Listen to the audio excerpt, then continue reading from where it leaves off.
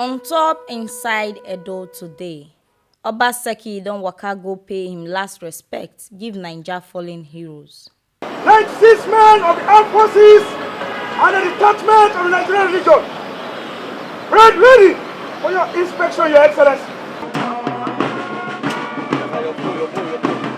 Edo State Governor Godwin Obaseki don waka go pay him last respect, give Naija fallen heroes dem, as dem celebrate Armed Forces Remembrance Day for Benin City.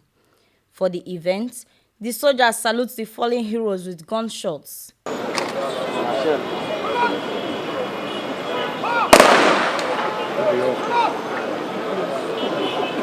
Edo State Governor Godwin Obaseki can still release the pigeons them for the event and them observe 1 minute silence to honor the fallen heroes' memory. Rest in peace.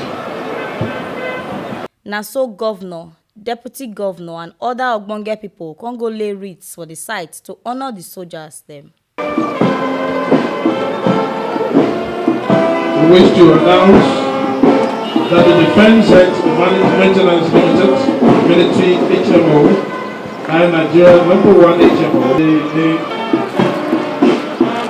the 2020 Armed Forces Remembrance. Obaseki as in dey talk to Tori people, talk say make people chook eye put on top the sacrifice wey the fallen heroes them don't do to make sure say Naija still remain one country. And say this year Armed Forces Remembrance Day now make am 50 years since Nigeria's civil war end. Today marks 50 years since the end of the Nigerian Civil War. So this year's celebration is quite remarkable and significant.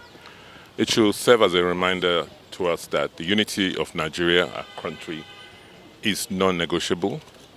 It should remind us that people have sacrificed their lives to keep this country united. And so we should not and cannot take the unity of this country for granted. So as we celebrate Remembrance Day, I think it should be a solemn occasion for us to acknowledge what the Almighty has done for us as a country, and also remember that never again should we allow the incidents that led to that unfortunate situation occur in our history. Now here we see this Ogbonge informate reach on top inside Edo today, as Governor Godwin Obaseki don go pay him last respect, give Naija fallen heroes on top Armed Forces Remembrance Day. Make una sabi say na T Live Media and I carry this Ogbonge informate come give una. So they get more of this Ogbonge Tori, make una like and subscribe to our YouTube channel for T Live Media TV. Follow and like us for Facebook and Twitter for T Live Media. And una fit still log on to our website for www.tlivemedia.com.